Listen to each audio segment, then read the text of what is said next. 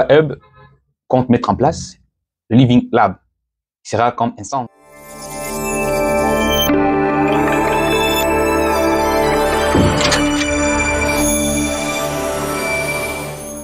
Luba Hub, c'est un incubateur d'entreprises qui accompagne des entrepreneurs de la création à la pérennité, qui met l'accent sur l'économie circulaire et la technologie verte.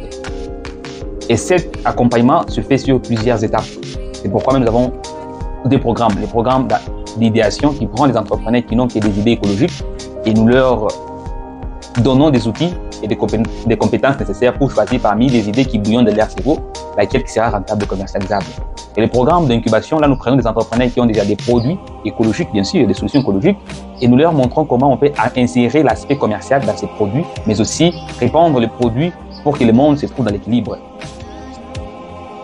Nous existons depuis 2017, et quand on parle de Luba Hub, pour la petite présentation, c'est que c'est la symbiose de deux noms, Lou Tumba, que je suis, et Batoubega, les initiales de deux noms, Lou et Ba, qui a donné naissance à cet incubateur. Et notre vision est de pouvoir aider plusieurs jeunes à créer des entreprises. Luba Hub vient comme un carrefour d'opportunités qui prend en compte l'économie linéaire et l'économie circulaire. Pourquoi mettre ça au carrefour? C'est pour réduire les dégâts que l'économie linéaire a déjà fait à la nature. Nous devons respecter la biodiversité. C'est pourquoi notre incubation, notre accompagnement, prend l'approche des 3 R.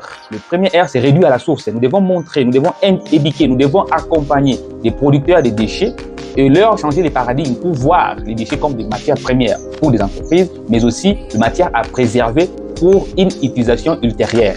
C'est-à-dire réduire à la source. Nous avons aussi les recyclages. C'est pour recycler tous les déchets qui ont échappé au contrôle de la nature, au contrôle de la population. Parce que quand nous parlons de déchets, ça veut dire les déchets à passer par le nez des gens. Lorsque déjà dans la nature, nous appelons ça maintenant déchets. Alors notre problème de recyclage vient résoudre cette équation-là. Et le dernier R, c'est la réutilisation. Vous avez un déchet et comment on peut donner une seconde vie à ces déchets pour que la population l'utilise. C'est un peu tout ça que Luba Hub fait. Donc Luba Hub, c'est comme un carrefour qui met d'un côté un bloc des entreprises écologiques qui développent les solutions liées aux déchets, c'est-à-dire qui voient les déchets comme de la matière première. Et de l'autre côté, mutualiser, conscientiser la population, mais aussi des entreprises qui produisent ces déchets sans connaître quoi faire avec. Donc nous venons comme un pont qui vient faire en sorte que la ville, soit la communauté, a produit 1000 tonnes de déchets et ces 1000 tonnes seront utilisées par des entreprises écologiques. En 2024, nous avons un seul objectif, c'est aider plus de 50 jeunes à créer des startups innovantes qui vont transformer les déchets urbains dans des produits consommés. Luba Hub compte mettre en place le Living Lab, qui sera comme un centre de tri, de formation, mais aussi d'accompagnement. Au niveau des tri, nous allons trier le déchet pour permettre aux entrepreneurs qui ont des solutions écologiques, c'est-à-dire qui fabriquent à partir de déchets, ils fabriquent des chaises, fabriquent de pavés parcellaires, fabriquent tout autre de meubles, de donner une seconde vie à ces déchets. Nous trions déjà le plastique d'un côté, le déchet ménager, tout ce qui est comme un type de déchets qui va leur permettre de donner vie à ces déchets à un produit utile. L'équipe de ce Living Lab, il sera là justement pour collecter tous les déchets qui traînent dans le dépôt public à Lubumbashi, pour les acheminer dans un endroit lointain. Dès là, nous allons effectuer les tris sélectifs de ces déchets. Ensuite, trouver des matières qui seront donc des ressources pour les startups.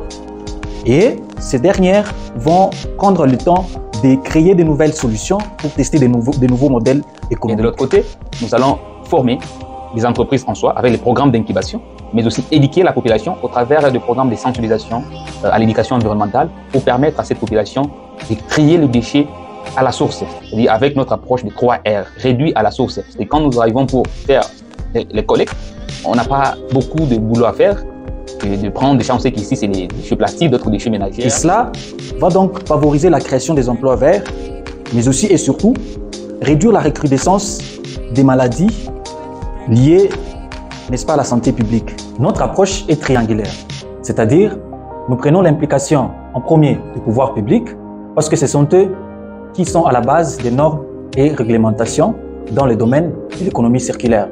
Et en plus, nous aurons besoin de la communauté pour leur implication. Parce que tout changement émane d'ici.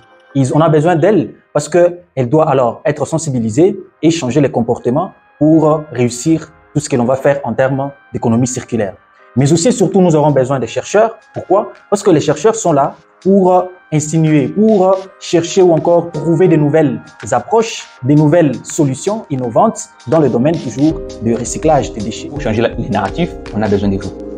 L'impact social et les effets négatifs que les déchets engendrent sont palpables et incalculables. Votre contribution sauvera des vies humaines. Nous avons déjà débuté. Mais seul, on ne pourra pas y arriver. D'une manière ou d'une autre, votre geste peut nous aider, n'est-ce pas, à réaliser ces grands objectifs, cette grande vision. Ensemble, nous pouvons changer la donne et nous irons loin.